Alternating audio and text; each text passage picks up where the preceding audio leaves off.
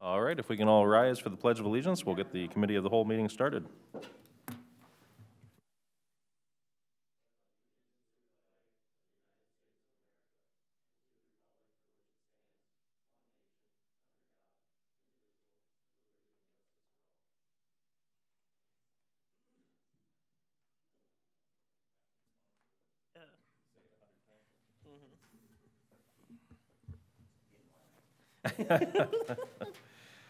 All right, doing a roll call, we have everyone present this evening. Do we have any public comment?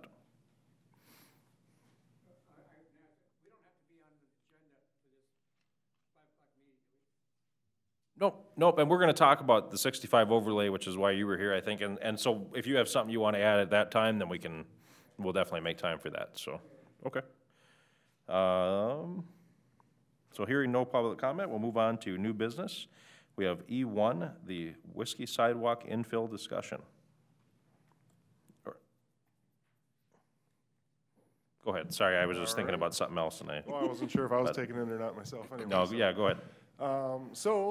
As directed, we came up with a concept walk layout where we would not need to get easement, or at least attempt to not need to get easement, where we would push the walk right up against the pavement edge of the county road, basically just pave a 6-foot wide piece of concrete on the edge of the bituminous shoulder. And we made this little figure, sent it off to the county for their consideration, and admittedly, some of their comments were exactly what we were coming across. The existing road shoulder was already steeper than a 3-to-1 in a spot or two to get it to tie in kind of within their right-of-way slash, have a little ditch space. So to try and bench it 6 more feet over and then go down is pretty much making that slope not better than a 3-to-1 slope. And for highway design, anything 3-to-1 slope or steeper is called non-recoverable, and it's basically considered hazardous for a vehicle because it'll spin out or roll. And so there was a couple spots where this would really shoehorn in. Maybe it wasn't going to make that slope worse than it currently was, but it would not improve it because we're trying to wedge that in. And so for those reasons, the county basically said they weren't in favor of it going in against the edge of the pavement. So I guess that's the update. I have a quick question for you. So you had said the highway standard. Now this isn't a highway; it's a city road. Does that change that? Well, it's a county road. Yeah, but it's so a city speed. So no, it doesn't. It's just roadway design. Okay. Not highway, I guess. Okay. More rural road design where you don't have a curb to control the vehicles to keep them on the pavement. And so once a slope is so steep that a car isn't going to be able to like gain control and brake, and that's more or less this 3-to-1 slope is considered. It's too steep. It's going to just get worse for the car as it goes down that slope. And so they didn't like that this would lock that in and not allow them to be able to fix that slope, make it a little flatter in the future when they came to do their project. And so for those reasons, they weren't in favor of squeezing this in on that tight spot as it is. More or less, they're in favor of getting the easement to get that all widened, get our trail back out there, and then at which point then they would have room to make their actual ditch properly shaped as well. And so, more or less their preference would be we go attempt to get the easement again. So if we were to get the easement on that section, how would that look? Would the ditch would basically all be filled in, or how? I mean, how would that make it better for them? So on the 2 lots, the 824 and 825 on either side of Cedar there, because their property bumps out so far, essentially their side slope of the road is coming down at a 3-to-1, at the worst spot, and ties in and has like maybe the slightest little bit of a flat ditch bottom, and then it's coming back up.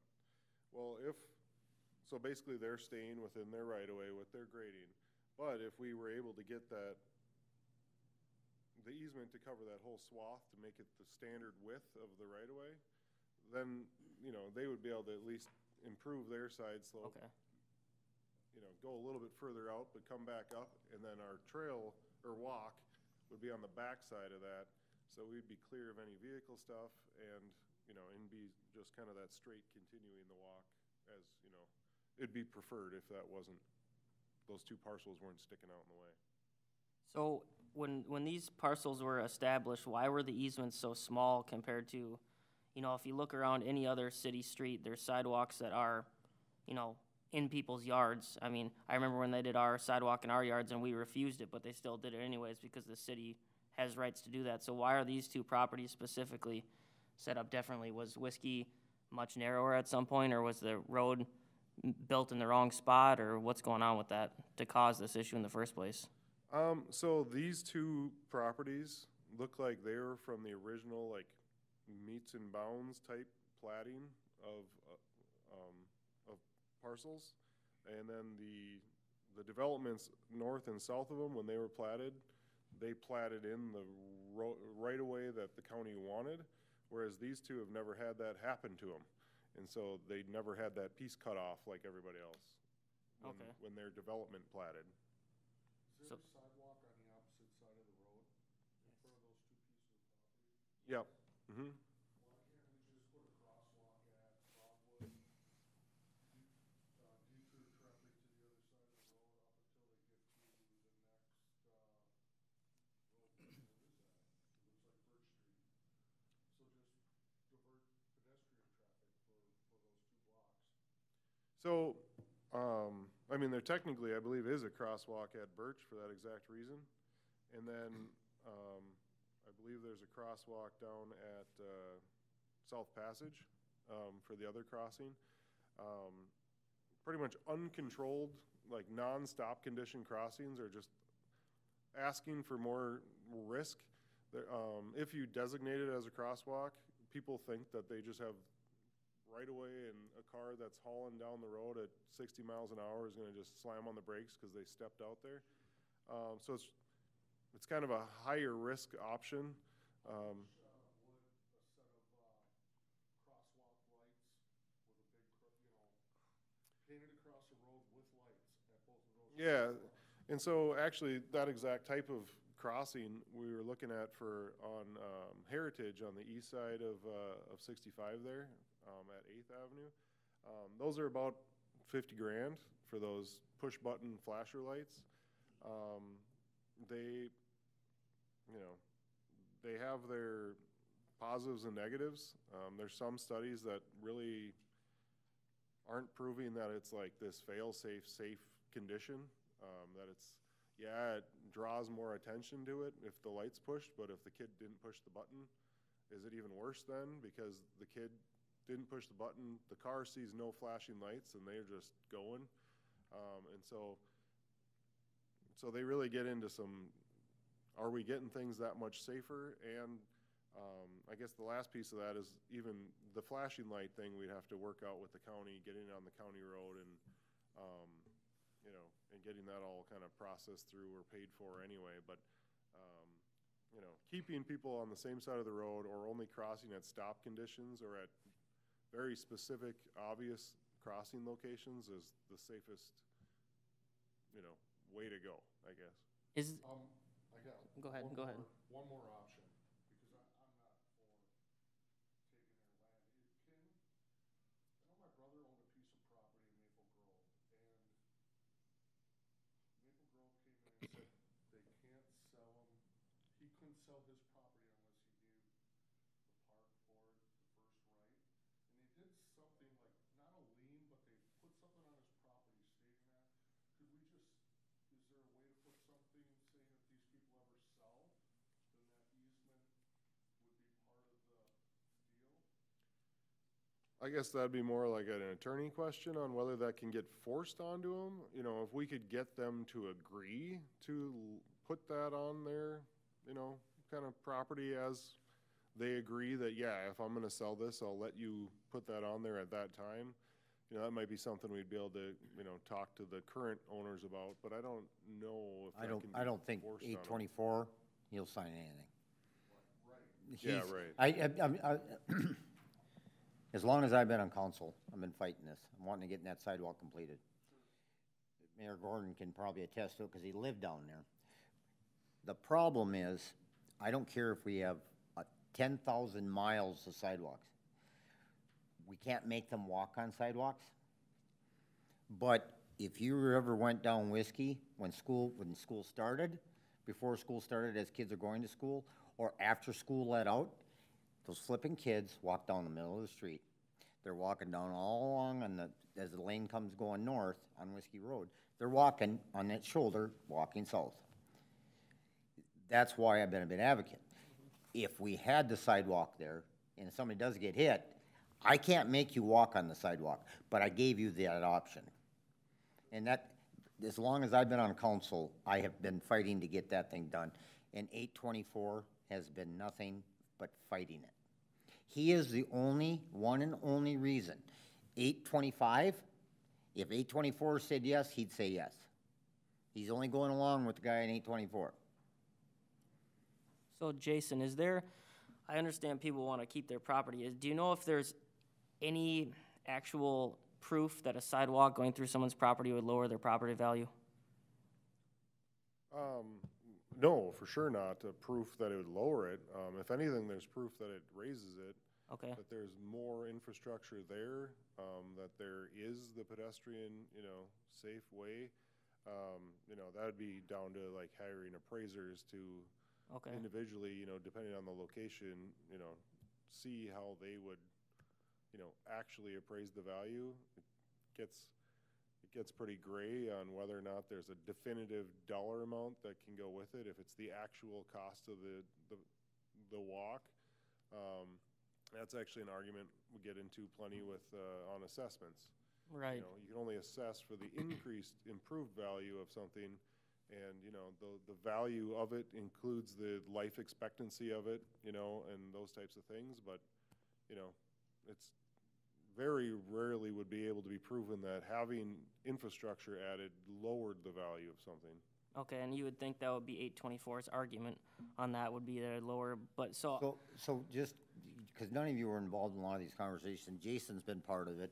I think Mayor Gordon was part of it. I've been around for some of it, yeah. I mean, I remember when Jeff had previously gone out and met with these guys too. We offered to build a privacy fence. We offered to build it along the edge of the sidewalk. He came back and said, who's gonna maintain it? Who's gonna mow it? Who's gonna come and clean the garbage up out of my yard as they throw it over the top of the fence? That was his argument. I mean, I'd probably want the privacy fence because then it does keep people from looking into my property at least. The way he has now, you can look at his property every time you drive by it, walk by it. And it was all given to him. In the city, we were willing to absorb that cost of that privacy fence on both those parcels and give it to him. But he always came up with another agreement, and his last discussion was, you can't force me to do it. Right there, I bit my lip, because I will not be that guy that says not forced annexation, but eminent domain. I do not want to see that word. It's not a proper way of doing anything. We've done everything to get that gentleman to fall in suit. I know him personally. He ain't gonna budge on anything. I mean, if we tried all these things, what's it gonna take before we actually do something about it? I mean, I hate to use that word too, but at some point, if some kid gets hit out there, we're gonna be the ones to take the heat. And I don't think, you have these obvious connections that are missing. Yep. I don't like what's presented here, that drawing being right on the edge of Whiskey Road. I don't like the way the sidewalk is done going down to the VFW. Right. On Railroad Avenue. I agree. I don't, because if at least a curb break. could veer that car from hitting somebody on the sidewalk. It's a better chance to do that. I just don't want, I want a type of barrier. I don't care if it's up against it, but at least if there's a curb there, we can do something. I'm gonna leave it up to you guys, because 14 years I've been trying to get this accomplished. I personally think we should try and do something more aggressive, just because it's a safety issue for kids. And if he's gonna, what's his basis for not wanting it? There's no real basis. Public safety is what we're here for, I feel like. But at the same time, you don't want to take someone's property, but if we're giving him some reasonable solution and he's not going through with it, then we have to do something. He's a hard nose, that's all I'm gonna say. Right. Have we asked him how much he wants for that slice? Just ask him what dollar amount would it take? He won't sell it. Be- You You did? know, with the sidewalk on the other side of the street, I'm not seeing the problem. Put Just a couple sidewalk, or, you know, crosswalks are dangerous, though. I know. Yeah, I mean, there's kids hit every year in Minnesota that are killed in the crosswalk. Miss Wood was telling you, we did offer to buy it from him. Yes, at the time that we had that discussion was the previous mayor who did go reach out, and we did authorize him to go up to a certain amount, and that was to ask for options of, would a fence work, you know, based upon the slice that it was and a market value we came up with, which is legally what we can only do. We can't go above what's market value with public funds, but we did do a calculation on that, and it still was not. He's just concerned that it's invasion of his privacy. But to me, having a privacy fence is not invading your privacy. It's actually giving you more privacy. That's why it's called privacy fence. Have you ever heard of a situation where we can put a property lien or something of that type for anybody who purchases that piece of property in the future? No, but I do believe we do have I don't know, flag's the correct word, but we do get notified when we change over utilities.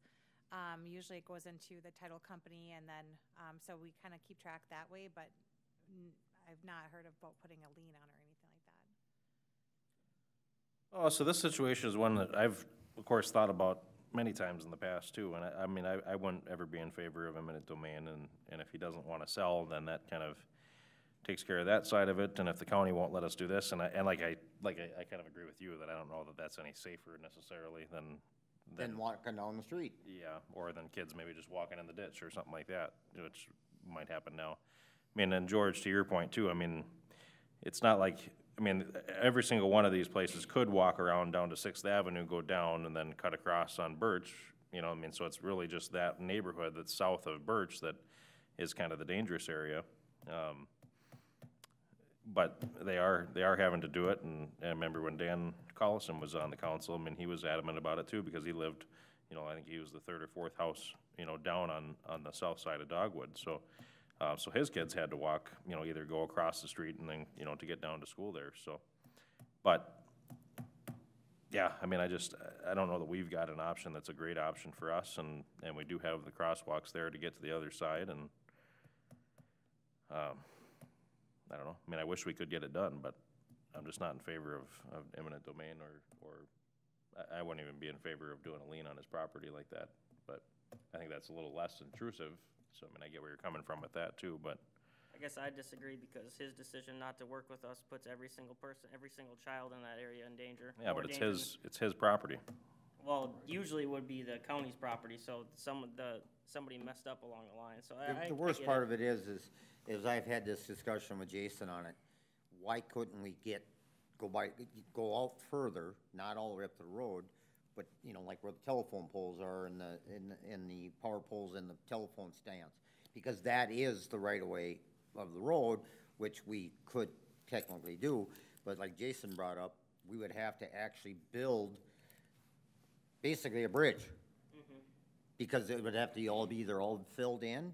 You know, my thought was it, how about if we were to do like a square storm drain, set it down, put our sidewalk on top of the square storm drain, so that water can flow without building it. It's just ideas, but, you know, it all comes at a cost, and how do you get away from that? Is there a way to do that with, if we were to incorporate the sidewalk into sort of like the ditch, like a drain system? Is that like totally economically unfeasible, or is that? Well, it's more the shape, if he doesn't want us to go onto his property, his yard is sloping down to the current ditch bottom, so if we tried to fill in the ditch, we have to fill his side of his yard just as much we would have filled it to put the walkover on his yard. Do you know how far his property is from the road, offhand? Exactly where county or city property stops? No, I guess if I go to that figure,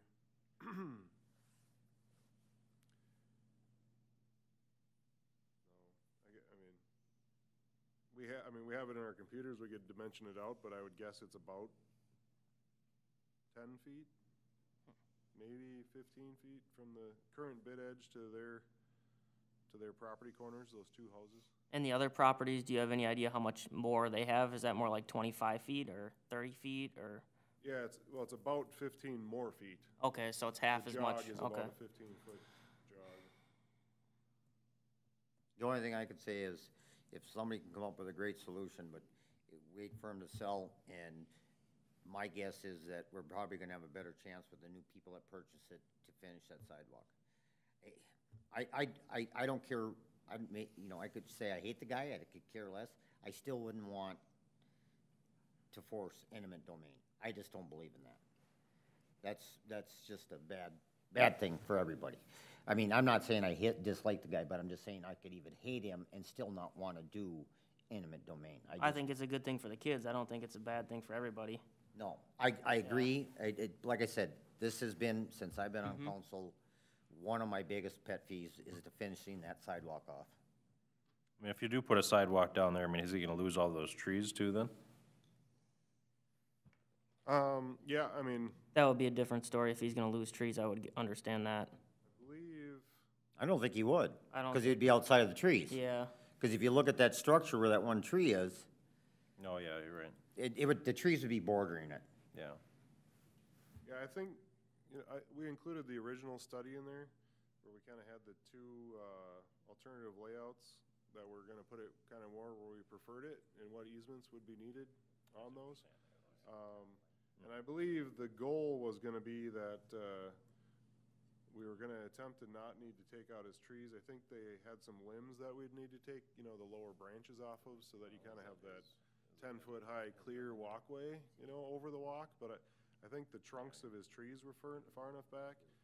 The property to the south was the one that has a few larger bushes and I believe one or two trees that, were kind of scrub trees that kind of just grew in on the side slope. I don't believe they're planted or anything, but, those were gonna need to get taken out. And, you know, when we went and met with those people on the south side, you know, they weren't adamantly against the idea. It was just the idea of whether we'd replace the tree and, you know, replant one back outside of what easement we want or something along those lines. But, you know, admittedly, the idea of having to limb up these trees on the side that our walk would go would reduce that kind of natural, you know, Barrier. visual buffer that they have, and that's why that privacy fence would be kind of a good replacement for those. Jason, I got a question for you, and I don't want to interrupt the rest of you. That dotted line you have, that's up against his property, that's the existing 17-foot utility easement? How accurate is that line?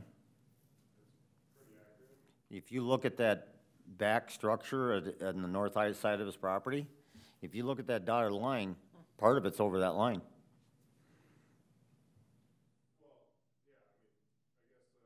That's why I'm asking how accurate.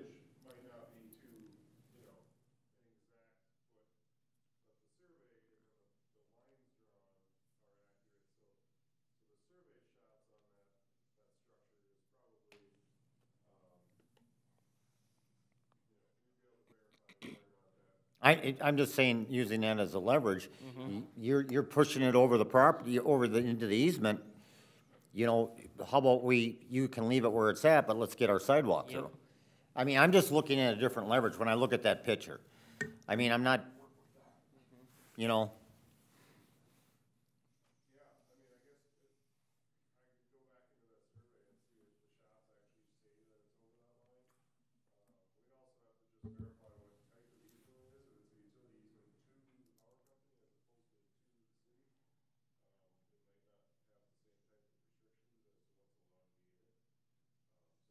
But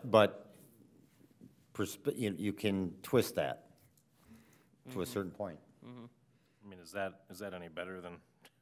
Well, eminent it isn't, but if you say, hey, It still You seems didn't, like kind you of didn't, a, what if you didn't follow the rules in the first place? Now it's our time not to follow the rule. I mean, if that's how he wants to play. I'm just looking at solutions. He's had that's every all. I know. opportunity to have a fair solution to it, and he's not taking any of them. he doesn't so- have to take them. Well, I think, I don't know, he lives in the city. We always say he lives in the city. I mean, I hate to say that, but it's like, in this case, there's children's lives that we're deciding for. It's not just this one guy who's being unreasonable, you know? I don't know.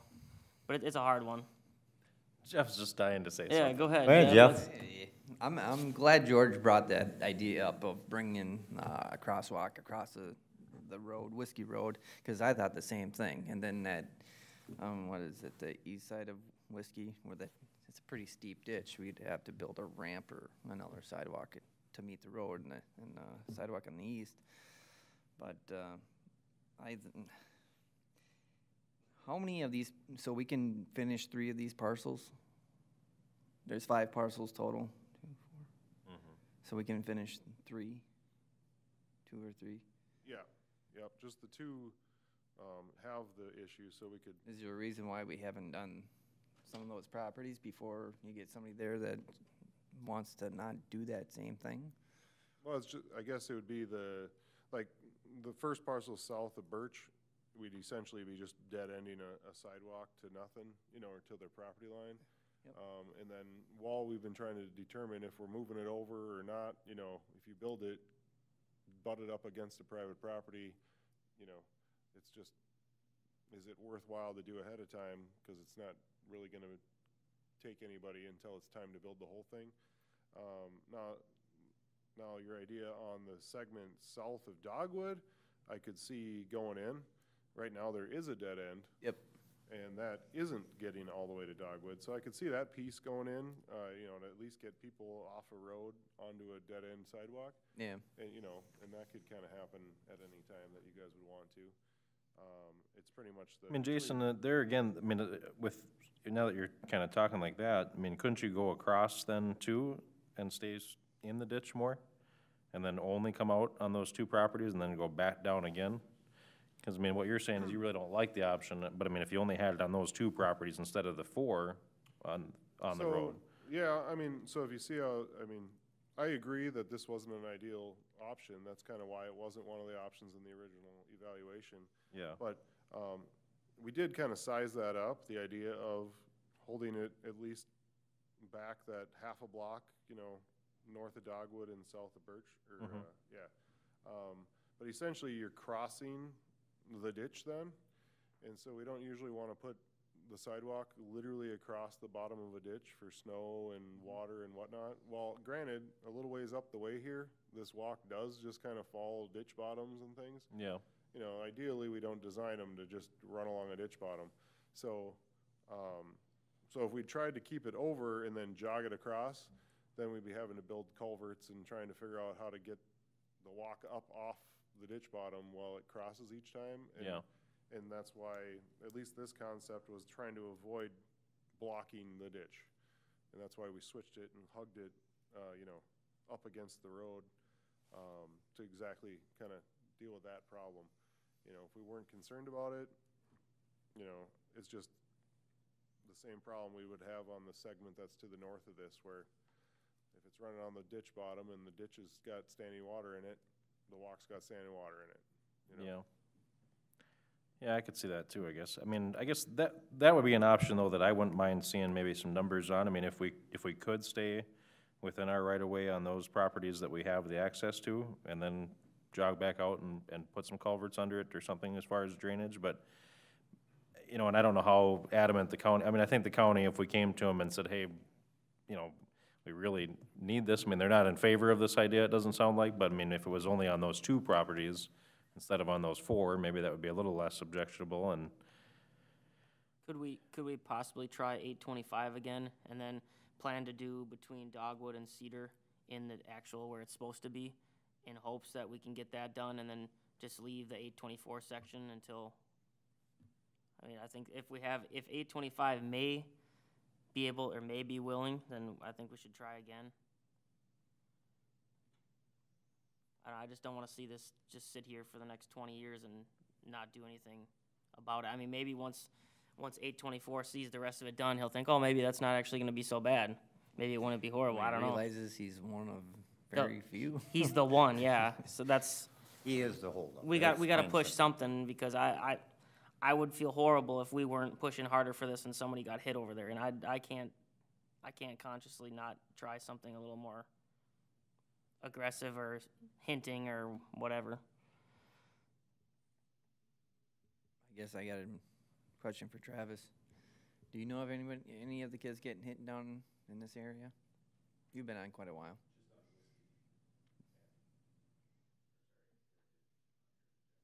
Yeah, where they're crossing Heritage to, yeah, Okay.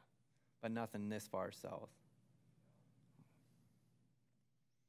I mean, I mean, I don't ever drive that way in the morning, so I don't see. Well, I always have. Yeah. And it's, There's a lot of kids that walk Oh. that section. Yeah, school hours is Yeah. crazy over there. Randy Paulzine's yard driveway is another sidewalk. They cut through down into his yard, and then they go through his yard to go to the school. I mean, it's a problem. It is. And it's because that sidewalk ends there, so there's no sidewalk that goes the rest of the way on the west side of Whiskey Road, whatever, Whiskey Road. So there, the other is they gotta cross to that side of the sidewalk. Anytime we look at potentially stopping from giving that option, if you don't do it, that's not my fault, it's not on me. I'd argue that all day long in court. But if you give them the option and they don't do it, that's their fault. But if you don't give them an option and they do, then I feel I'm responsible for it. It's our fault at that point. That's just how I feel about it, and sidewalks are a big thing. You keep people off of the roads. That's just like where Railroad Avenue goes around past the VFW, around that swamp and straightens out, and then it goes up to South Passage. I used to go to the car wash every night, and it was dark out.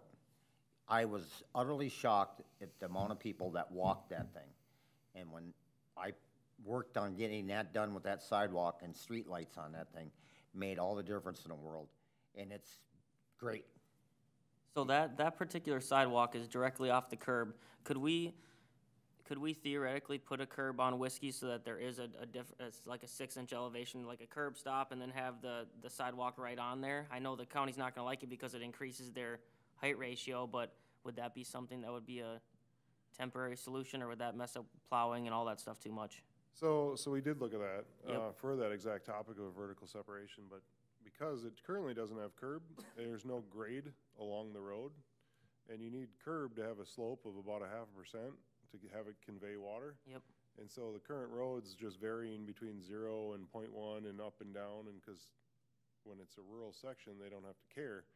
And so we would have to rebuild half the street to Okay. get the street to end up with a longitudinal slope for the curb to carry the water, for the curb to separate the walk.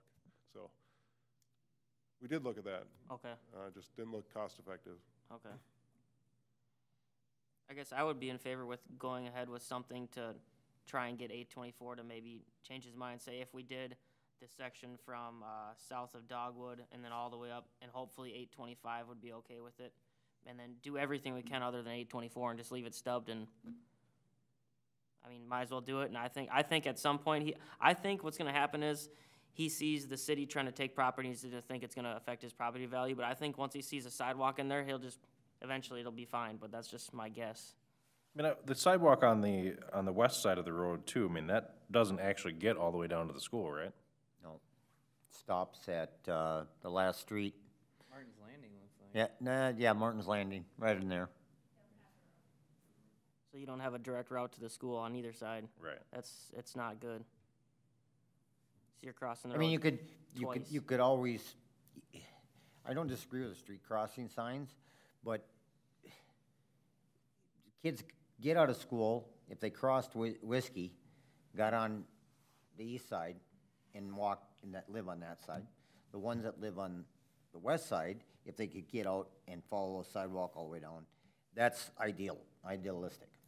It's crossing back and forth, gotta cross, then gotta cross, then gotta cross. It's just, you're bound to have, something's gonna happen. So think about it this way, guys. We have on the east side of the road, if you live on the east side of the road and you have to walk to school right now, you cross the road twice to get to school. If we make this connection, they don't have to cross the road at all. That'd be 2/3 of the population would be walking on that side of the sidewalk instead of having to cross twice. So I think that's a big deal. Well, eventually they have to cross, but it'd be with a crossing guard down at the school, right? Yeah, Yeah. they got another crossing Okay, so guard they'd at have to- Main Street, I think. They'd have to cross 3 times then, technically, if they live on the east side of Whiskey right now. right now, so you'd eliminate two still out Unless of they, those. unless they, like I said, they go to Sixth Avenue, walk down, and then come across, but they're, Yeah, you know, that's backtracking though, for some, Yeah, I most of don't- them. I don't see too many of them. no. No,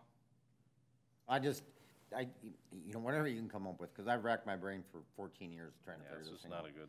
I think we should, This guy has been the problem from day one. I think we should stub it out and make them feel the peer pressure. I think a few mayors ago created Animosity? animosity, and it just carried through. You need to have a really good smooth talker to sit down with him. I know he likes to drink beer. Bring him some beer. What kind? I think a few Yeah, of us like he to likes drink beer. fishing, you know. And I mean, it's just, I'm just saying is to just sit down with this guy, you gotta be a real smooth talker. That's all I gotta say is, I would love for us to get something accomplished with him. We've offered to build a privacy fence, offered to plant new trees for him, offered to do everything in the world for him. He just, there was too much animosity built up prior. Could we maybe try again with him to see if we can do a privacy fence? And let's make sure that building is not Yeah. the easement. I wanna make something happen regardless, with whether we just leave that out entirely and hope for 825. I won't talk to him because because I'll lose my temper with him. I used to work with him, so that's all I'm gonna say. So it's, Maybe Josie or, have you talked to him before? Council, I have not spoken with him. It had been, the direction on the previous discussion that the mayor at that time would have the discussion, and Jason had the discussion. Maybe he they were needs, both involved in it at the maybe he same needs to time. hear a woman's voice.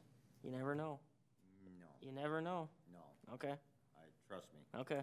Well, I think it's worth a shot. I mean, I think beer and fishing tackle would work better.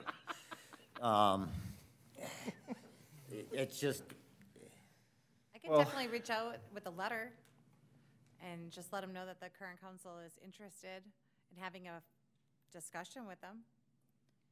Yeah, I mean, doesn't hurt to ask, I guess.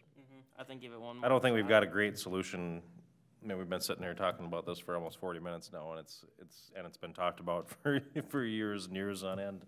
And it's just never been something where it's like, boy, that's the answer, you know what I mean? It's just, no matter what you do, it's like you're spending that money, but you don't really fix the problem, you know? So it's just, But I think the pressure of having a sidewalk dead-ending there would, and it'd keep kids off the road for at Maybe. least part of the patch. maybe. I mean, let's send him a letter. Yeah, See what he says. I mean, tell him it's a new council, and we're, you know, we certainly respect his right to say no, but, you know, if he'd like to maybe reconsider some of our past offers, we'd sure would appreciate his thoughts. Something along those lines. that sounds good. And send it to both, correct? Sure. Both properties? Yeah. Yeah. And if they have any questions, they want to talk about it, I mean, we certainly could meet with them anytime that would work for them. he's laid off, he's probably not working. Wants to come talk with the council, maybe we can give him a discount for a 12-pack at All right, well, let's just maybe try that for now, and we can kind of keep brainstorming on it a little bit and come back to it next month, so. That all right with you guys? Yep. Okay, so E2 DoorDash discussion, or DoorDash update, I should say. Good evening, Mayor and Council. I was really hoping I'd be able to show up for the March cow with, to be able to tell you how successful DoorDash was, or is. However, it isn't up and running. I did include some information in the packet. The latest I've heard from them is they're still working on building our storefront, which when we originally started talking to them, you know, they told us it wasn't going to take very long. It'd be a quick and easy process. It's been a long time now, and they're still working on it. As you can see in the packet, I've had a pretty tough time just getting them to answer questions without having to call them. You know, on the 12th of February, we got that email saying, congratulations, you're going to go live on February 8th, which was 4 days before that.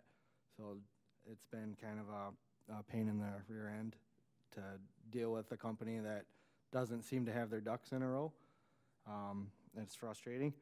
And the last one of the last communications I had with them is it could be another 28 days, which would put it out to the end of March before we can go live. In the meantime, last Thursday, we had our kind of our annual visit from the Minnesota Alcohol Gambling Enforcement Division. We had an investigator there who just comes around once in a while just to make sure that we're following all the rules we're supposed to be and everything. And everything went really good with that. He actually was there to observe us doing a curbside order and was really happy with what he saw with that. I did take some time to ask him about DoorDash, and his input on that was that he told me that it wasn't legal to use DoorDash. I asked him, how are all these other liquor stores doing it? And he said, well, they might be doing it, but it's not legal. His biggest point that he made to me was that if there's a third party involved in the sales transaction, like they're taking money from the customer and then giving us the money, then that makes it illegal. I did email him shortly after he left asking for more clarification, including like, can you give me any examples of other off-sale liquor stores that have, been penalized for doing this? I reached out to DoorDash. What they told me was they have a lot of stores in Minnesota, so it should be, it must be illegal. That scares me. A big part of my job is making sure everything we're doing over there is up to specs. We need to make sure we're doing it right. So it kind of makes me a little nervous. But at this time, we don't have DoorDash up and running. Still waiting on it, and I guess I'd like some direction from you guys. I am waiting to get a reply from the investigator, but I haven't heard anything back yet. I also reached out to DoorDash to ask them, what's your process? Are you paying us is your credit card processor paying us, or are you paying us? Kind of trying to look for, how we could do this and be, completely legal. But I haven't gotten a reply from either of them as of right now. So that's where we're at with it. Do you happen to know if DoorDash has a liquor license? Because otherwise, you're basically there like a middleman. So right now it'd be a distributor's license or anything like that. No, they don't have a. They don't have any of that. No. Okay. No. And one thing that investigator mentioned to me is like he mentioned Drizzly, which was a beer delivery company. He said, that's one reason you don't see Drizzly operating in Minnesota is because of it's not legal. So if that investigator knows it's illegal, why isn't he doing something about it to all the other ones? I mean, it's not hard to look and see which liquor stores sell DoorDash, so he must not be that concerned about it. Well, trust me, that's he's where with the Department of Minnesota Labor. They're looking into it, trust me. Well, that would be my question too, because it's not only DoorDash that's doing it, it's also other Yeah. Uber is doing it, Instacart's doing it, so it's not like, these guys got lawyers coming out of their ears, I'm sure, on staff that dig into this stuff on a regular basis. And it's been that way for years, and they still haven't done anything about it, so I'm personally not concerned about it. I understand the concern, but they would have to come down on half the state. Well, I just want to point out that Yeah. all the other liquor stores that are doing it are not municipal liquor stores. They're private liquor stores. So there isn't another municipal liquor store in the state that's using a third-party delivery service. Some offer delivery that they do. That comes with its own expenses and liabilities, but they're doing it themselves. They're not using third-party. So what does that change with being a municipal versus any privately owned? It's still budgeted the same. What does that legally change? Well, I guess, the ownership structure where private business are responsible to themselves, where we're responsible to the citizens of Isani. That's the biggest difference Right. for me. That was my next question. If somebody was to, hypothetically, order DoorDash from the liquor store in Isani, how much more are they paying to have that delivered? What I saw on the DoorDash site when we first brought this was they're gonna charge a 15% commission per order. So we would raise our prices to cover that 15% commission. So how much, On DoorDash only. Yeah. is Yes, the price. yep. what I'm saying is let's say, hypothetically, if you had somebody working for the liquor store, had a vehicle for them to take, how much would that actually cost to have that person retained on staff to do those deliveries. I think the biggest roadblock for that, in my opinion, would be, you know, insurance and a vehicle and all that. You wouldn't necessarily need a vehicle, but you'd have to have insurance to cover, you know, if something went wrong. Yep. And I don't know the exact amount, but they'd be paying, you know, a premium on that too. I guess I would be more entertained than chasing down DoorDash and fighting this to see what it would, dollar and cents wise. Because let's face it, there's probably something else that person can do at the liquor store at that time, but their primary goal is to deliver. I mean, have you had enough call to warrant doing it? That's the next thing. If you get 1 out of 1,000 customers, to me, it isn't worth messing with. But if you get 1 out of 10, or 1 out of, you know, 4 out of 10, yeah, then it's something to entertain. And I think that's kind of part of the thing, is that it's not something that people just expect the liquor store to deliver, but because they see it on DoorDash or Right. that creates a market for it that It's the you didn't platform know that we existed, you really know? need. And the fact that we can deliver stuff through DoorDash to Cambridge and to North Branch, and so, I mean, you're basically opening up that entire market.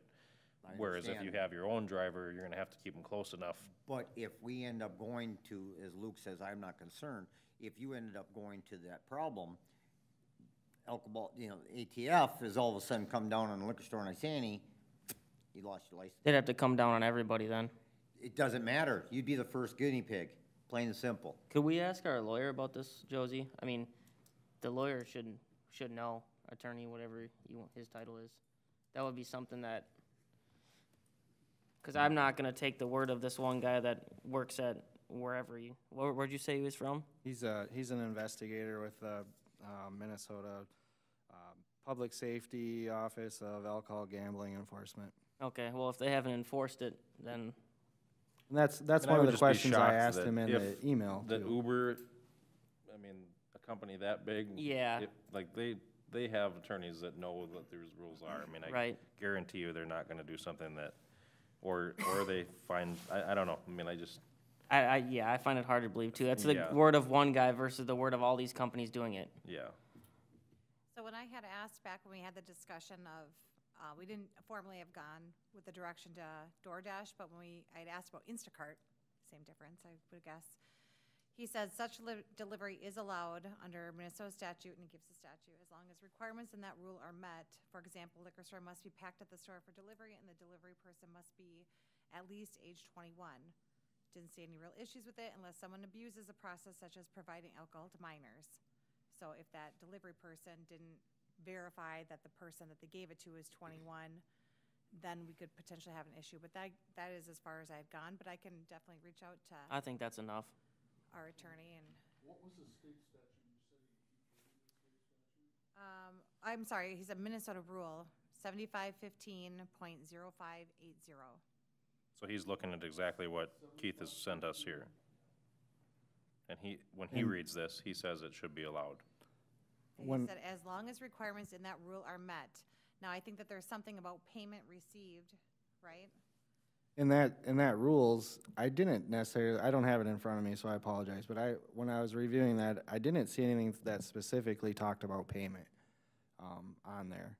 And that's what the investigator was hammering on me, was that, you know, there can't be a third party involved in the payment. Somebody can't pay, you can't pay somebody to go pick you up alcohol, and then, you know, you can't have that third party in there. That's what his It His doesn't say point that was- in the law, though.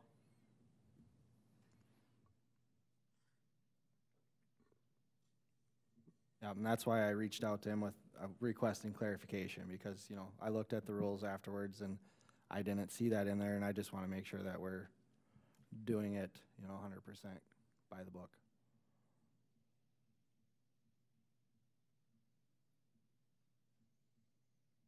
And I'm not a lawyer either. Right. So, So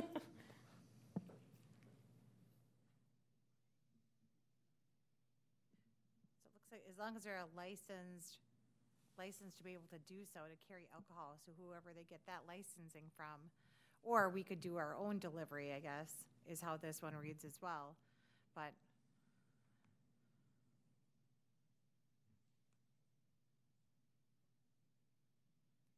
I don't Yeah, see, it says they have to be licensed or authorized off-sale liquor retailer to deliver.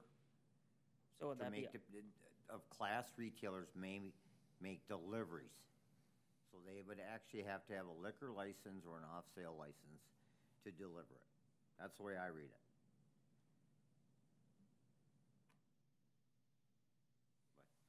Yeah, I mean, but but the attorney read this same section. Yeah, but I mean, if Yeah. you read what's highlighted in there. No, I know that's- what you're saying, yeah, to me that, that's- it sounds more like that too. Only licensed or, that's what I was trying to look for, the loophole that, yeah, the attorney must have saw somewhere.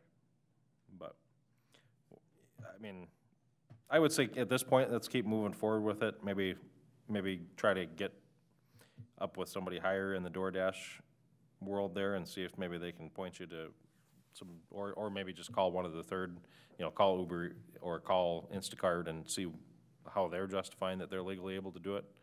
Because, I mean, they're all doing it, so, I mean, I can't believe that they would open themselves up to liability on that large of a scale if they knew they were gonna get in trouble for it, so. So, yeah, I would just say, I mean, and for them to build out your store, I mean, you've got so much stuff there, I mean, it's not surprising that wouldn't take an awful long time too, but yeah, I would keep moving forward with it at this point and just, and you said you were still waiting to hear back from your contact, the investigator too, right? So, I mean, I guess at this point now, I would just keep moving forward and maybe we can double check one more time with the attorney, or he could tell us why, what he's looking at there tells him what he told us. Because, I mean, Yes. yeah, I'll get more information from Keith on it and send exactly what that person is Yeah. saying to our attorney to, Yeah. to look further into because, I it. mean, there must be something there that he's seeing that says, okay, well, yeah, that's how they're allowed to do it, I mean, Yeah, and but when if I- we, when I as hear long as back we from had that, him- if we had that response back to the investigator, then that would clear that up maybe. When I so. do get a reply from the investigator too, I'll make sure that I, Okay. share that as well, so. Okay, yeah, but I think right now I'd keep working on getting the DoorDash set up and ready to go, so. I think it'll be worthwhile. I really I do. think we'd be really surprised at Yeah. how much we get from that, yeah. Yep. Anything else you guys wanna talk about on that topic? Otherwise, I think if it's okay with you, maybe we can move the 65 overlay discussion up to number 3 so Yep. that we can get Jerry in here? Yep. Okay, And perhaps, Mayor and Council, if we want to just make an announcement that because Planning Commission is canceled due to lack of items this evening, we'll be going through probably until the 7 o'clock city council meeting. sure. Yeah, ditto. All right, so let's move on, Highway 65 overlay discussion here. And maybe if you guys want to kind of take us off here, and then we could kind of see what Jerry's thoughts are and kind of take it from there. This was something that was brought up at goal setting. I know Mayor Gordon, you had requested to look over this at the end of last year, but we are finishing up signs first. So I know I handed these out, paper copies, at the last meeting, and then also attached it a couple times to the, probably annoyingly so, to the admin updates, but I just wanted to make sure you guys all had a chance to review it ahead of time. The overlay district is adjacent to Highway 65 and also is over the Tier 1 area that we are in charge of managing zoning for. You can see on the map, it's this area from top to bottom. It's has the diagonal stripes. And specifically, most of it is commercial, B2 general business district. Specifically, if we're talking about the Tier 1 district and the property for Isani Ready Mix, that property has a Tier 1 zoning of B3, or B2, sorry, general business, as well as half of it is in the Highway 65 overlay district, which really limits any additions or expansion of the business currently as it stands. So it doesn't allow for any of that. I know you had had someone come into the office and I just had mentioned that maybe there is a possibility to change, and you didn't want to rock the boat at all, but this was a good timing because I knew the mayor was already requesting that we make this change anyway for your business and others within this area. And so I know we had discussed possibly turning those areas that are already being used for an industrial use back to industrial uses, and how that would impact the Highway 65 overlay district. And so really, we can go through this entire district and pick it apart like we did to signs, or you guys can have a discussion on the overlay district, whatever. Well, however you would like to move forward. yeah, and that's kind of more of what I was hoping to see, was just completely getting rid of the 65 overlay district. And we just say, you know, okay, if you have industrial in that space now, then we rezone that to industrial. And if you have commercial in that space now, we rezone it to commercial. And I don't know, the Strike Funeral Home, that one always gets me, because I don't know if it was just the parking that they wanted to add that they weren't allowed to do. It was just the parking. Right, so yes. the funeral home business is allowed. It's just the Correct. parking that they had tried to add at that time wasn't allowed in the 65 Because it overlay. wasn't there are ways to get around that. It isn't allowed on a single use of one parcel as a primary use, so we don't allow just a parking lot. Gotcha. So the combination of lots would have worked to make that an allowable second So they could have use. combined their Yes. lot with that lot. If it's and possible, then- I'm not sure where the lots are located, but Yeah. that's a way we could get around something like that. That one was an egregious flop by the previous administrations on that. Not, basically, That's what, Not so- that's what forced this overlay. And Yeah, I and it- disagreed with it 100%. Yeah, it was Strikes have corrupt. been here since 19 whatever. Yep. And matter of fact, Hugo Strike was also a mayor of this town. Yep. And it was brought upon, said he did that because he was mayor. Well, no, it's just like Mr. Lossie's property. He's been there forever. Mm-hmm. And then this all of a sudden forced its hand upon him. I have never been in favor, what's that? No, that's forever, Jerry. Jerry, it's been on for a long time. I remember when you started there. But I have never been in favor of that. And it's like I told Mayor Gordon previous to the meeting when we were discussing this. It's a higher taxing district area. The principle behind it was to bring more better-looking businesses. Well, I hate to tell you, drive down 65. You get into Blaine, there's nothing like that. And there's just as many things that I think are gaudy, but that's my opinion. But it's not my decision to make. What I don't like doesn't necessarily mean that's what should be done. I mean, it drives me batshit crazy to have 5 cars parked in your driveway when you got a garage that you can put them in. That's just me personally. But I'm not gonna tell somebody they can't do it. That's their business. I'm gonna tell you right now, I could care less if that district overlay went away on 65. 100%, I don't care. I'd rather us be business friendly, and I've always stated that from day one that I've been here. And that's why I became a council member, was to be more business friendly. Because those people carry these taxes for this town. One business pays as much tax as 15 houses. So, And they have no say in this matter. And that's why I got involved in this. So as far as I'm concerned, Highway District 65 overlay district can go away. I agree. I mean, what drives me nuts is you had Knife River had to build a building yeah. just outside of the six, I know. so they had, I mean, and Jerry can't add on to his current business. That's I mean, just, it ridiculous. drives me crazy. And I mean, that's semi-true for these properties. So the Highway 65 overlay district has higher standards for design. That's really, yes, aesthetics. That's really what the Highway 65, it does limit the businesses that are allowed a little bit compared to the regular B2 general business district. But the real issue here is that we would need to change also the zoning of those parcels to allow for them to remain as industrial places, which is what, if that's the goal, what I would recommend is because we still want to be able to allow a non-conforming use to happen within that district if we just, let me tell you. remove the district well, right. He's been over there it, the for- overlay. 45 years. It ain't going away tomorrow. And I tell you what, I'd rather let him get by with what he needs to do than sit there and drive him away from here and make him more animosity against this city. Plain and simple. And I've always said, that sure, we have things in play, but I'm gonna tell you what, you come in and ask for a variance, 9 times out of 10, you're gonna get that variance. But if you're bullish and just fight it, you're gonna find, you'll find me being resistant. All you need to do is come in and ask. And here was one question, because Jerry, you and I had talked a little bit when you were here before.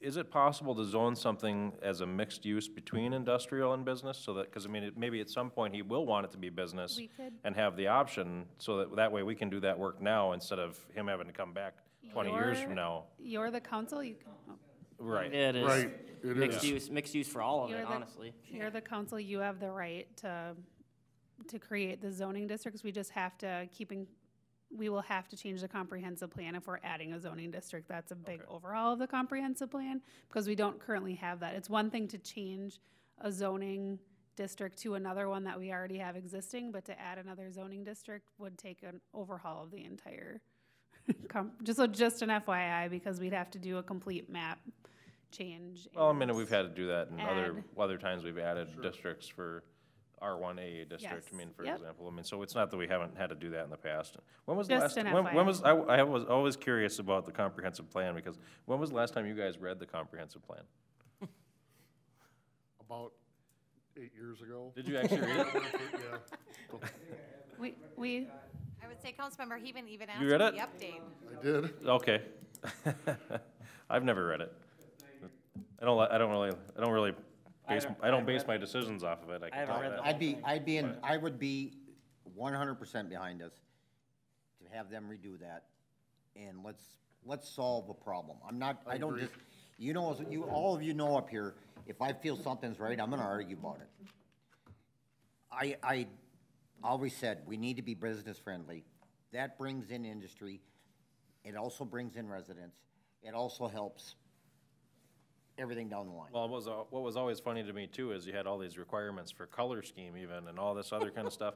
Well, then as soon as you get Dairy Queen comes in or Caribou comes in, you know all what goes out the window. They get exception, it goes out the window. Nobody So cares what's the anymore point of about the having color it? scheme. Oh, yeah, well, yes, we'll do whatever Dairy Queen or Caribou wants. Well, then, so why wouldn't you treat everybody the same way? Let them do what they want, right? I'm in favor for changing it and overhauling it and doing what's the right thing. And honestly, I don't see anybody in their right mind wanting to change that. Is- Can I vote? Because I own Highway 65 frontage? Will I be able to participate in this, all the votes that may be involved in making this No, happen? he should be able to because he doesn't operate a business there. It's not a direct effective to Well, it. if you're not, if you're directly not receiving a benefit, like a monetary benefit from it, I don't think that you'll have to abstain. Are you wanting to change your property to mixed use? Yes. I knew that.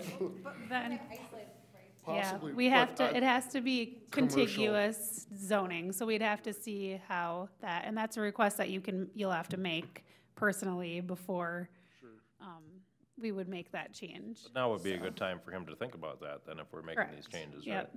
So if So we he were- wouldn't be able to weigh in on his personal property if that's a zoning request you're gonna make, but, yeah. But you when it would- comes to zoning the rest requests, of it and you then could that vote, abstain. you would have to abstain from that. Okay. It So- was just, I think personally in this matter in general, you should be able to have every right to vote on it because you're not gaining any financial gain at this time.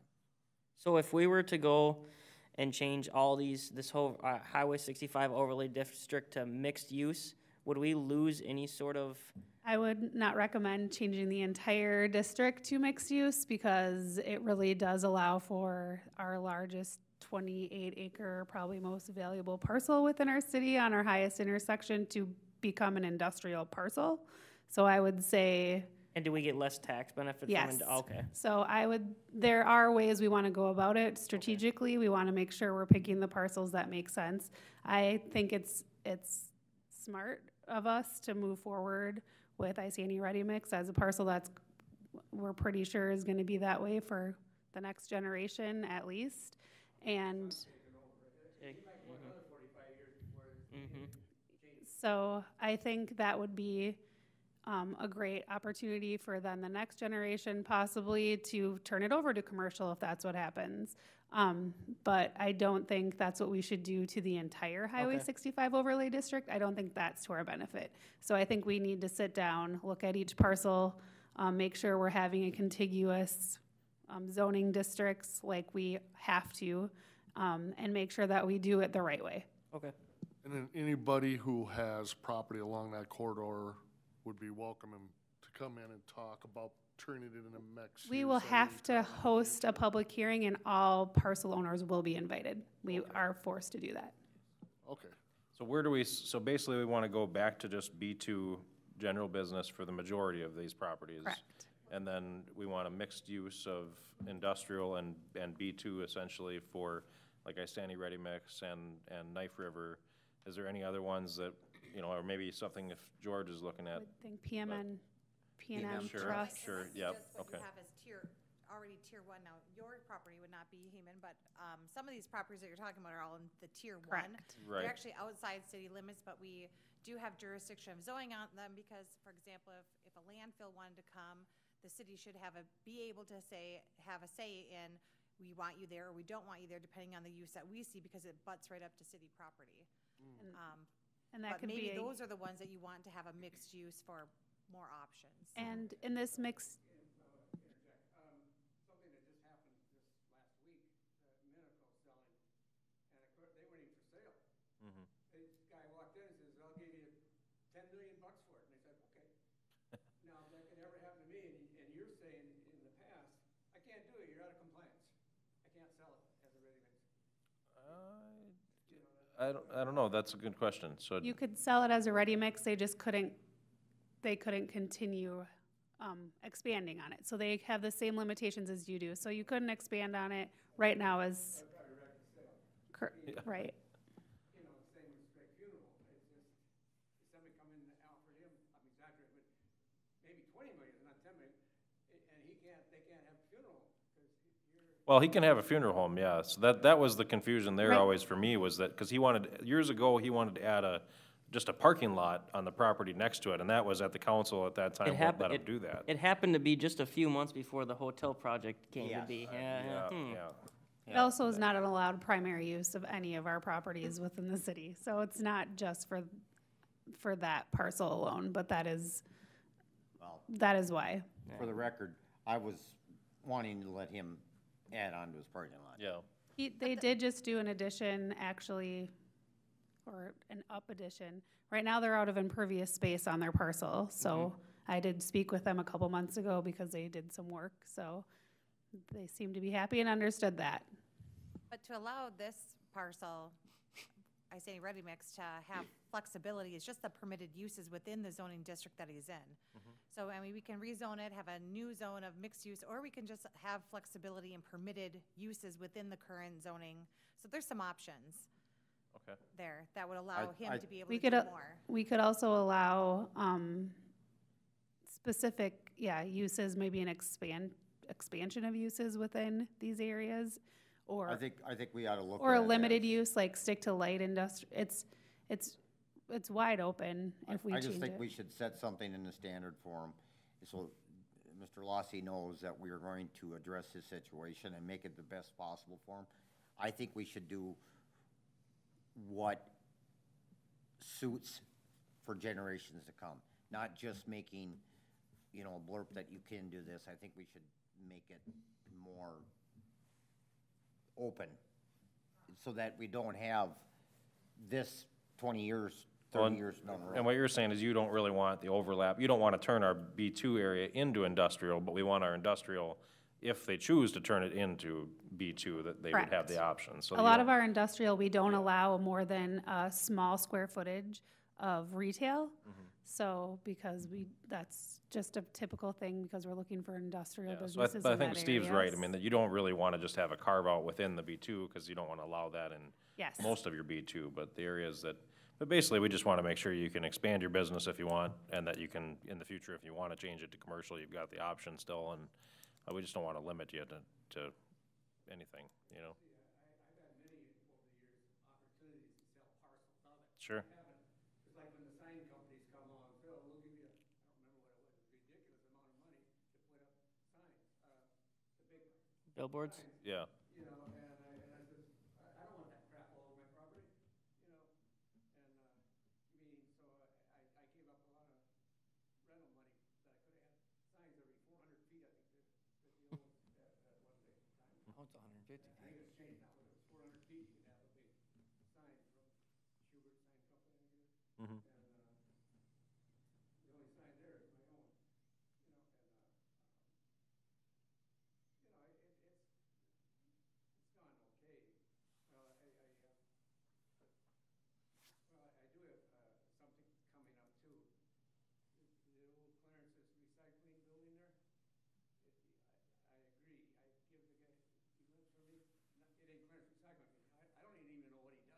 He takes new wood and looks like old wood and sells it for interior decorating. And I guess he's doing well, because now he come to me and he's got quite a bit of stuff all over the front. And he says, well, you know, I need a pole barn in the back and concrete it. So his forklifts, in this winter now, he has stuff delivered and he can't get nowhere other than right on the driveway there to unload these trucks with his forklifts because they get stuck right away. And, but he wants me now, and I don't know if this is the place to apply for it, but a pole barn in the back of the shed that's there. The pole barn is there. He wants a pole barn to store all this wood in. And he's willing to give me more rent for it. But it's out of compliance at the moment. Sure. You know, but it would be beneficial to me as a renter, Mhm. as a renter for me. Yeah, well, that's perfect. I mean, that's funny that the timing worked out, because we didn't bring this up with that in mind, but I mean, but you're right, yeah, that would be something that would be allowed then if we make these changes, so, yeah. Our stuff, you know, but that's kind of the reason that and I'm not against coming to the city, and that's okay, but with this E2, they got all these requirements. It's got to be masonry, it's got to be all this, but I'm talking about a pole barn, Mhm. you know. Yeah. But I'm talking about one behind the one that's there, not out front.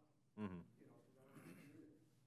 But then that would clean up his business, because he said he could put it all in the back and his lumber storage. Perfect.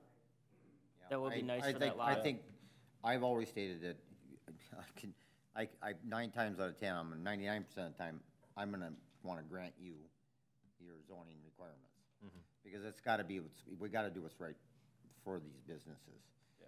And they're not ones most of these businesses don't vote for any of us sitting up here. They just pay a lot of tax. Right. And that's why I've always been a voice for them.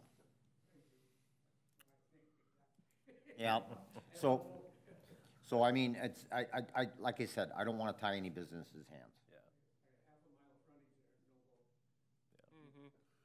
I always thought that was crazy too, that business. Well, and it's even owners don't- crazier, you're not even in the city limits, but you still gotta deal with this. Right, so if he needs a building permit or anything now, he can go to the county. He doesn't have to come to the city. Well, I Could think that that be what, changed? that's Because still- he shouldn't have to come to the city.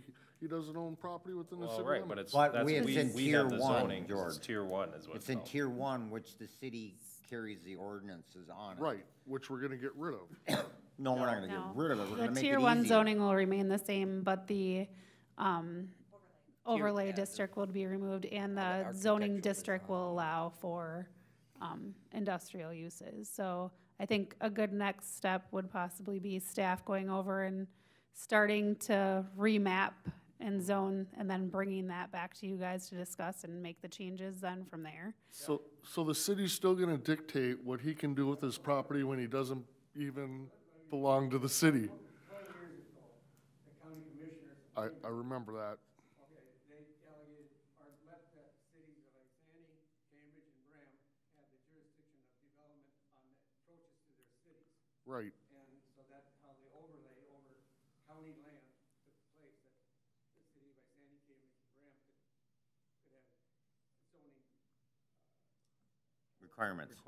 you know, I and get that's it. how this Yeah. overlay stuff started. Because the cities didn't own the land, or wasn't in the city limits, but they could still have the jurisdiction. I think it was at that time, I know. 2 miles. It just, I feel bad for the businesses, cause I was one of them too, you know, not a business, but private resident, that Well, it sometimes really we're- angered me we're having to go to probably- the city for something when I don't belong to the city. You know, I should be able to go to the township or the county for any permits or anything I I wanted to do. think we're with my probably more property. flexible than the township has been in the past, and probably the county. That's why, That's why. that's why that wedding venue Yeah. deal happened. Yeah, because they wanted to be part of the city because we were more flexible. I know, I heard So- that. And it So it's- protects our city too, like she was saying with landfill, we won't run a landfill on the property right next to city limits, because now our water supply is tainted. Well, Or if we didn't wanna have a strip club or something like that in the city limits, and we don't want it on the property right next door to the city limits either. It you know? also, But it also our promotes standards are different than the development. township or Like the for, county. for instance, on the border properties, they come to the city, so we find out if they want and know that city sewer water is an option for them. When they might think, oh, it's in the township, it's not an option. Well, when they have to come to us first, we can flush out if it is an option or not, if it's feasible. So it does promote, development also, in a, you know, smarter way. Kruger Brothers in Cambridge, John Deere dealer, they came to me and wanted to buy land. That was before Clarence's recycling unit. Anyway, they wanted to buy land. Well, then they found out the city. Now this is just, you gotta put yourself in my position. The city, because I was ready to sell them that whole wooded area just south of the plant. And, well, they said the city would give them 10 years of no taxes if they would get into the city's property there. And I believe it's the same with Knife River, where when Bowerly's came, you got 10 years of no real estate taxes. So they just forgot about my land, and they went there to the city's land. Yeah, so they give them TIF money, yeah. Which we've never done on this council, we don't. Yeah, right, and that's exactly why we don't typically do it up here, I mean, or we haven't, is because of that same reason, is because then you're exactly right, the city is competing with you in a private setting, yeah, so. Yeah, no, I don't like any of that, and that's what they did with the hotel, too. And that's the main reason I'm sitting where I am right now is that damn hotel. They took and made a competition in business shouldn't mean that the city has to front $1.2 million worth of assets or any sort of money to a business. And I think all of us up here right now would agree that that's not any of our intentions ever. So I think you gotta admit, there's one person sitting up here that fought that. I guess I don't remember anybody fighting it. It was, Oh, it yeah. was a pretty quiet council up here when I came in. No, it was fought. I did not agree with that. Well, it wasn't fought in a meeting. Yes, it was. You I just never didn't heard hear it. Well, anyways, I believe you, Steve. I think we've gone over this. Yeah. yeah, we have. We're here for the businesses. Yeah, So, so anyway, yeah. I think your plan is good, let's have Okay. staff kind of take a look and see, you know, what needs to be changed, and then kind of get a plan put together, and we'll bring it back to a planning meeting next, probably, or what do you think?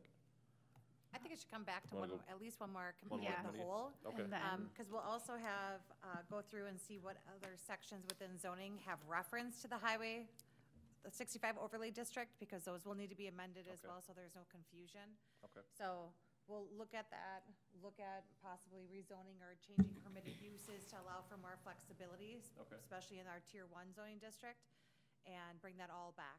How much time do you think that's gonna take? And then Jerry, I mean, how quickly are you wanting to try to move on that building, and? No hurry, okay. 45 years, I'm in no hurry. What about your kid? But I can't believe I'm the only one here. I'm amazed at Brent Striking here, or what's his name, John Deere, and all of them. And, there ain't no owner for Knife River. Yeah. Montana or somewhere. That's where it comes out of, nationwide company. Yeah. Well, so that, I guess if we're not in any hurry as far as that goes, then we'll just, once that's done, then you should be ready to go. Yeah. This year. Yeah, well, yeah, it shouldn't take us that I long. would say next, I'm gonna say May Committee of the yes, Whole. that's what I was Would be thinking. a good, target that we should be able to meet, so we can come together with a good plan. Cause it'll take some vetting out back and forth and. Yeah. Yeah. So May committee of the whole, and then try to push it to planning after that meeting? Yes. So the same day? We'll have to hold a. Or have to come back the next hearing. Yeah, month? we have to Oh, the public call hearing, that's public right. hearing, so I'd say June public hearing at Yeah, planning so commission. we're getting kind of pushed out, so. Is that, Because, I mean, we probably too can late? grant a variance if Jerry wanted to start on that building sooner. We could probably do something else to be able to allow for that. well, in the he meantime, could right? technically start applying in May, and it would still have to, the site plan would still have to come forward to the June to a public hearing anyway, so we could run them together. So Simultaneously. you could time them together? Yep. Okay. All right. Sound good, That Jerry? work for you? Yeah, and again, I see, understand about the renter I have, apparently, I'm surprised myself. He must be doing well, because he don't hold back on his rent. Well, He came to me about this. He's building saunas too now, right? I'm sure my taxes will go up, but his rent will go up too, meaning, so this is common sense. Sure. To do something on that land rather than wait for the next 40 years and then make it retail, you know? Yeah. Well, Yeah. all this crap will be tore out of here and we'll make it retail 40 years from now. Mm-hmm. I mean, that's more than likely what'll happen. Mhm. That's evolution. You know, that, you know, that's,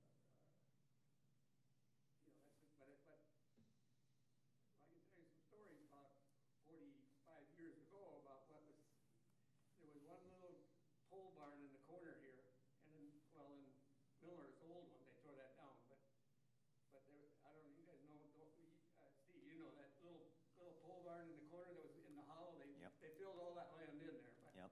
it was downhill and a pole barn gas station. Yep. And that was, and there used to be a train depot up by your place. Yep. Yeah, matter of fact, is where our place is. Yes, exactly, spot where there was a train depot. Where the hardware store is now? Right, remember that? Yep. As a matter of fact, Reynolds took it over and had his TV shop in there. And I remember when they built that building, cause the feed mill had the storage, grain storage, and the sheds behind there where Dave Clark built the laundromat and all that in there. And when they were building our building, the carpenters at lunch were shooting rats with their nail guns.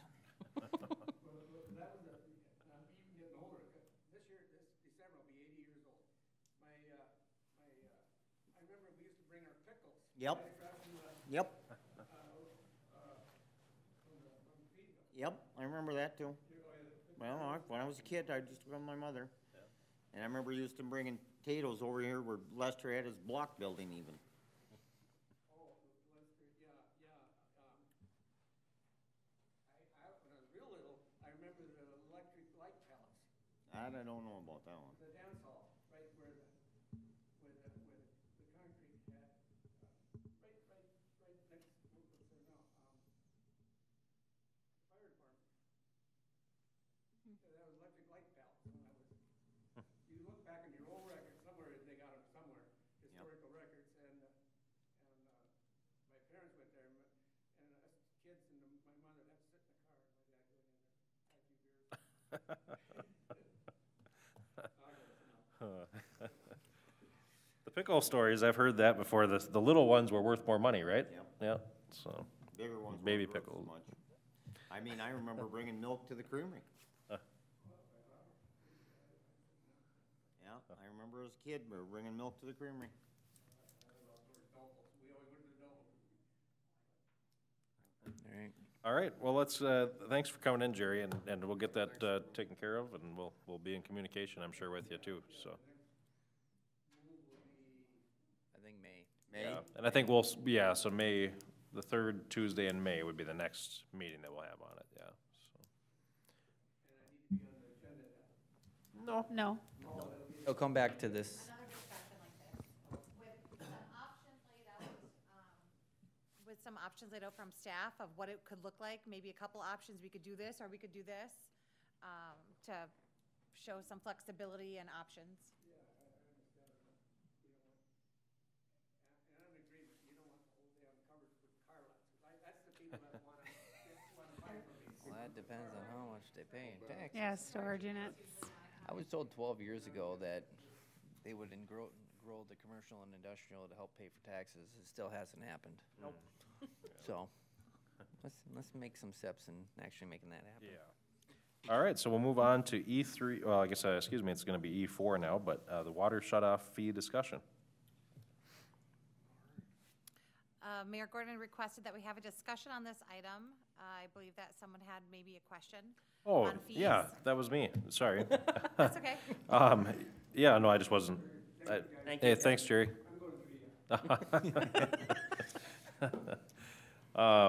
Yeah, so somebody had just asked me, a plumber that I know, he had gone to do some work for somebody. They had shut off, the work that was being done at the house, they had to shut it off at the curb stop.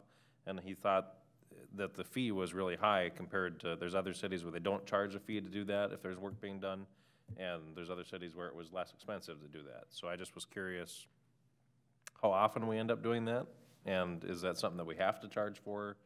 I mean, I don't know, and I know sometimes it can take our guys a long time to find the curb stop if it's buried underneath the grass or something like that, or, you know, I could understand why we would charge for it in certain areas, certain circumstances, but most of the time it's fairly easy to find and probably doesn't take them very much time, but, I don't know, I mean, I don't know exactly what other cities are doing, but that was just his concern, and so I wanted to bring it up, so. Yeah, so just so all council's aware, the fees have been the same for, as long as I've been here. We do charge a $50 fee to shut off your water during daytime hours, so normal working hours of Public Works. $50 to turn your water off, and then when you're ready, say you had a leak and you needed it turned off for the repair, and then we come back when you need it turned back on, $50. If it's after hours, we charge $100, and that is to cover the cost of the callback hour. So Public Works on call would have to come in, and there's a minimum of a 2-hour callback, fall through spring, and then spring through fall, so basically the summer, it's a 3-hour callback. So we're trying to usually get our money back for what we would have to call them in for. That's after hours. That's after hours, So is the Ms. 100. Wood, does Public Works have a policy against, say, a plumber shutting it off? We do, unless it's an emergency situation. City code states that you cannot tamper with any shut-off valve unless it's an emergency situation. They turn it off. They're to notify myself or the public service director as immediate as possible. So there is a little carve-out for it. So if someone's house was flooding, plumber's probably going to put his wrench on, turn it off if he can do so. They don't get in trouble, because that's totally understandable. Because the reason I bring that up, there's only 2 cities that I know of that have a problem with a plumber shutting it off. City of Minneapolis and St. Paul. Because I've shut off thousands of curb stops. I have both a long and short key on my truck. The only time I call Public Works is if I can't find the curb stop. Because I don't have a metal detector, I don't have their locator. They generally have it plotted. Other than that, matter of fact, I just did one in Maplewood. They came out and they located it for me. And he says, I went and grabbed my curb key and I stuck it down, and he says, not a problem. Just turn it on when you're done, because I had to change this valve prior to this meter. And they didn't charge you to even come locate it? They didn't even charge Yeah. to come locate it, but I do understand. You know, Minneapolis, they charge, it's $50 on, $50 off. Even if they're standing there waiting 10 minutes, it's a $100 bill. But I cannot touch their curb stop. They're very finicky about it. Minneapolis, St. Paul are very finicky. Most cities, especially a new house built, I go out and turn the water on. They just have to come out and look at the meter and make sure it's installed correctly. We do err on the side of we'd prefer to do it, because we have had some wrecked before. We do also have some unique ones that had extensions that we had to put on a pigtail to it to be able to put it on. Sometimes people stick a bunch of, not probably a real plumber, but they stick extensions down there and it becomes an issue. Now we gotta dig it up to get it out. So we do prefer to do it ourselves. I did ask staff to check with neighboring cities to see if they charge. Here were some of those results if you would like. They have the differences for water off and on. So for turning the water off, Zimmerman charged as well as us. Cambridge, Bram, North Branch, St. Francis, and Princeton did not charge to turn off. This is during the daytime, working hours. For water to be turned back on, Princeton did not charge.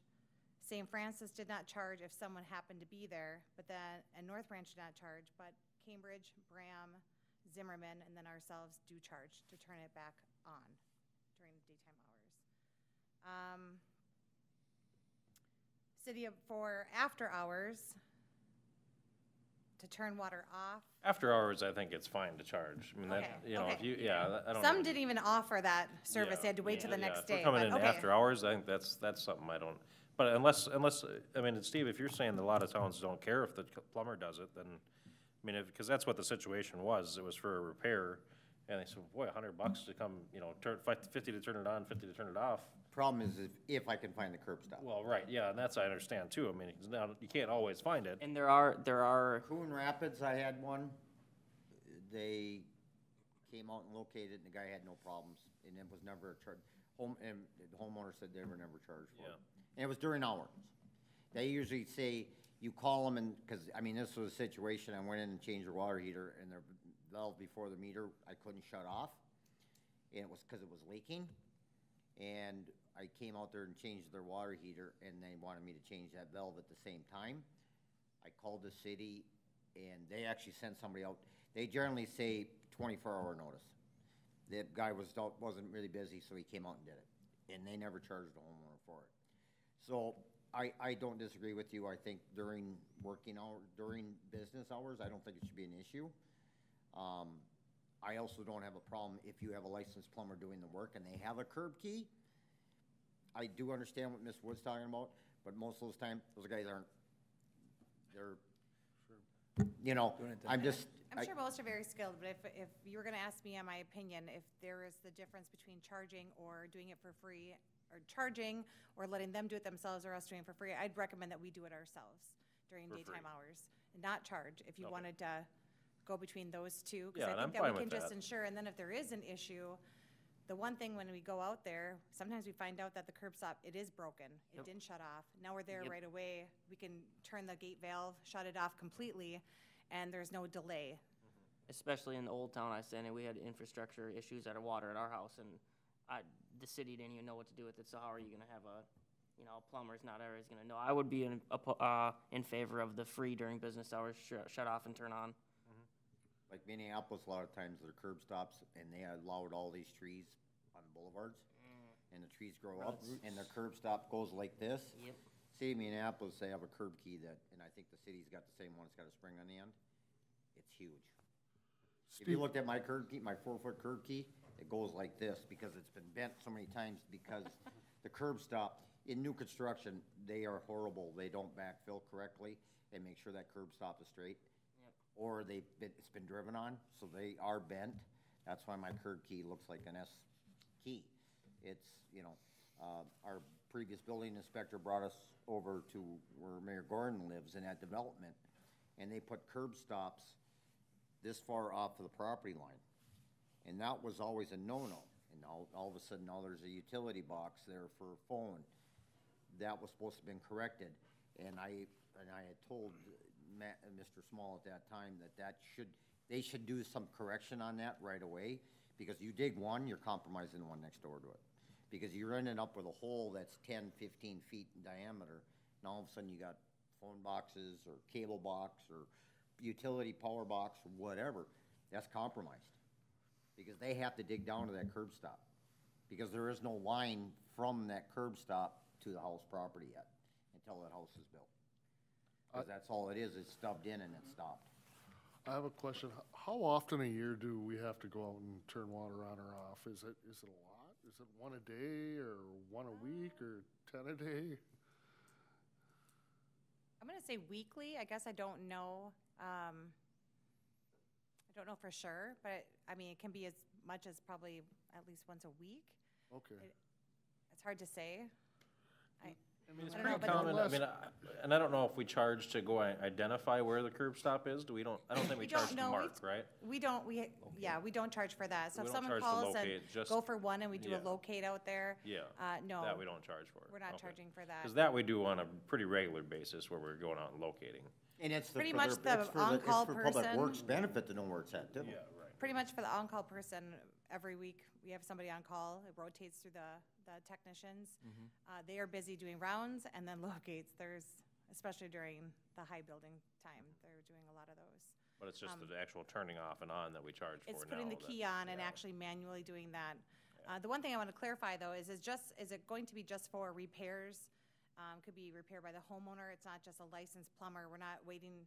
We don't want to see verification of a work order come through for someone pulled a permit to do some plumber repair.